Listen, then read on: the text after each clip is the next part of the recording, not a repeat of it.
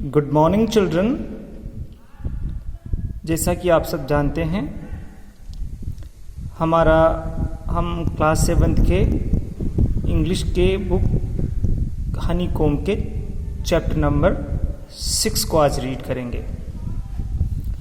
बच्चों, जैसा कि हम हर बार करते हैं, किसी भी चैप्टर को पढ़ने से पहले हम उसके ऊपर दिए गए इंट्रोडक्शन को पढ़ते हैं ताकि उससे हमें पता चले कि ये जो कहानी है या नीचे दिया गया जो चैप्टर है वो किस पर बेस्ड है।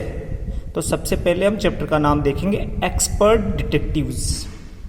चैप्टर का नाम क्या है? Expert detectives. एक्सपर्ट मीन्स होता है एक्सपर्ट मतलब जिसको अपने काम में महारत हासिल हो, जो विशेष हो। एक्सपर्ट यानी पारंगत हो, हिंदी में बोले तो पारंगत हो। डिटेक्टिव्स मीन्स होता है जासूस। कई बार आपने देखा होगा बच्चों कि आप भी ऐसे खेल खेलते हैं जिसमें आप जासूस बनते हैं और आप जो चोर होते हैं या किसी के बारे में आपको गुप्त सूचना इकट्ठी करनी होती है तो आप क्या करते हैं? जासूस बनते हैं। और जासूस बनकर आप अपने काम को भी करते हैं और अपना पता भी नहीं चलने देते कि आप उसका पीछा कर रहे हैं। तो इस तरह से इस स्टोरी में भी कुछ बच्चे हैं वो एक्सपर्ट की भूमिका निभाते हैं, एक्सपर्ट डिटेक्टिव्स की, और वो किसी का पीछा करते हैं। तो आओ सबसे पहले इस चैप्टर का इंट्रोडक्शन हम लोग पढ़ते हैं। बहुत मजा आने वाला है। निषाद। देखो इसमें जो अलग अलग कैरेक्टर्स हैं, कैरेक्टर्स मतलब इसमें है कौन कौन से पात्र हैं, हिंदी में पात्र बोलेंगे। निषाद नाम का एक लड़का है। A boy of 7, also called 7 because his name means the 7th note on the musical scale। देखो सबसे पहले इसमें निषाद नाम का एक लड़का है। अ बॉय, अभी निषाद का इंट्रोडक्शन दे रहे हैं। अ बॉय ऑफ 7 years मतलब ये जो लड़का है वो लगभग 7 साल का है, यानी ये लड़का 7 साल का है और इसको घर पे 7 नाम से ही बोला जाता है। क्यों? Because his name means the 7th note on the musical scale. Musical मतलब देखो हमारा जैसे किसी भी चीज को नापने के लिए हम पैमाना यूज करते हैं ना आप मैथमेटिक्स में, इसी तरह से जो स्वर होते हैं, आपने गाने सुने होंगे और गानों में जो स्वर प्रयोग में आते हैं उन स्वर को भी म्यूजिकल स्केल पर नापा जाता है। इसलिए इसका नाम, इसकी उम्र भी 7 है और इसको घर पे 7 नाम से ही पुकारा जाता है। आगे देखें। And his 10 year old sister, और इसकी 10 साल की एक बहन भी है जिसका नाम माया है। क्या है? माया। आर वेरी क्यूरियस, और वो दोनों क्या हैं? आर वेरी यानी बहुत ज्यादा, क्यूरियस मतलब जिज्ञासु हैं, यानी हर बात को जानना चाहते हैं।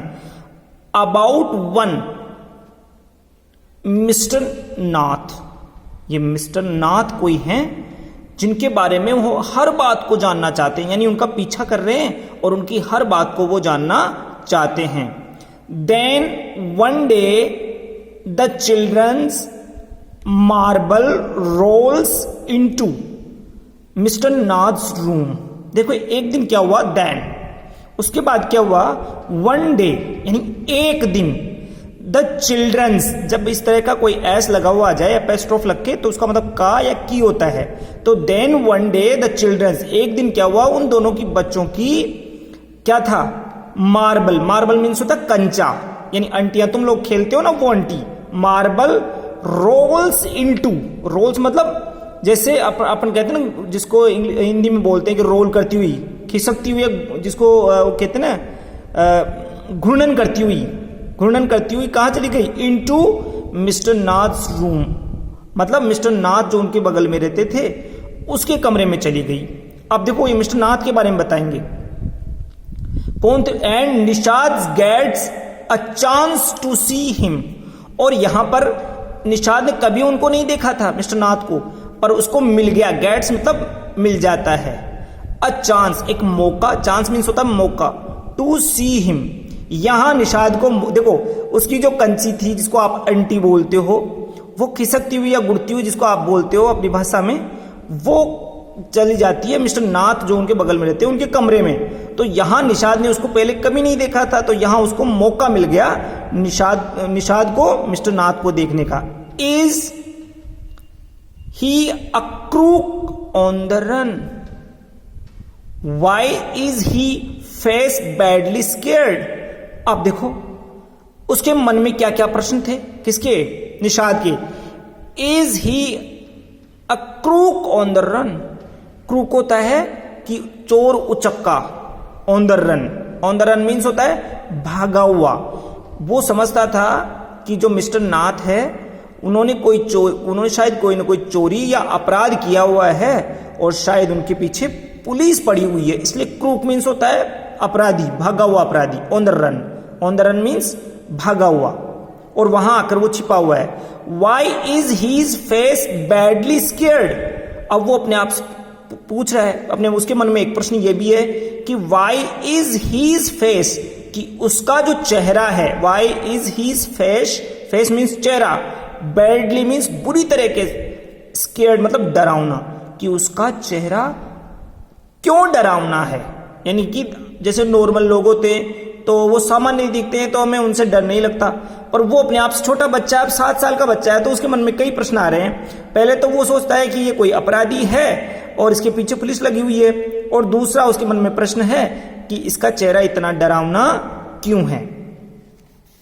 Y has he no friends?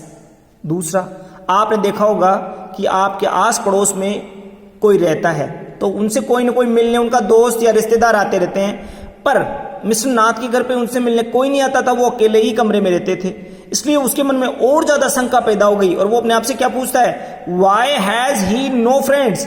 कि उसका कोई दोस्त क्यों नहीं है, मतलब कि क्या वो कोई चोर अपराधी है जिसके पीछे पुलिस लगी हुई है और उसका चेहरा इतना डरावना क्यों है? स्केर्ड मतलब डरावना। और why has he no friends, और उसके दोस्त क्यों नहीं है? ठीक है ना, ये है। अब इसके बाद देखो निषाद्स मदर, वो देखो का के एपोस्ट्रोफ लग के एस आ गया ना, इसका मतलब का या की। निषाद्स मदर, निशा की जो मां है, अ डॉक्टर, एक डॉक्टर है, knows mister Nath as a patient. और देखो बड़ी बड़ी विचित्र बात यह है कि जो दोनों बच्चे हैं, जो छोटा बच्चा है निषाद, उसकी मां क्या है? एक डॉक्टर है, मदर अ डॉक्टर। और नोज मतलब जानती है, नोज मीन्स होता है जानती है, मिस्टर नाथ को जानती है, पर जानती कैसे? एक पेशेंट के रूप में, कि वो उनके यहां इलाज कराने आता है। हु इज वेरी पोलाइट, जो बहुत ज्यादा विनम्र है। पोलाइट मीन्स होता है विनम्र, मतलब अच्छा है, बातचीत ढंग से करता है, सम्मान करता है, और ऐसा कोई नहीं है कि उसको कोई अपराधी लगे। पर बच्चे तो बच्चे हैं, बच्चों के मन में कई प्रश्न उठते हैं। बच्चे सोचते हैं ये कोई अपराधी है जिसके पीछे पुलिस लगी हुई है, या इसका चेहरा इतना डरावना क्यों है, और दूसरा कि इसका कोई दोस्त नहीं है। उनके मन में प्रश्न है, पर उसकी माँ तो जानती है क्योंकि वो उसके पास इलाज कराने आता है और बहुत ज्यादा विनम्र है। ठीक है बच्चों, तो आगे के वीडियो में हम और इस चैप्टर को पढ़ेंगे। ठीक है, धन्यवाद।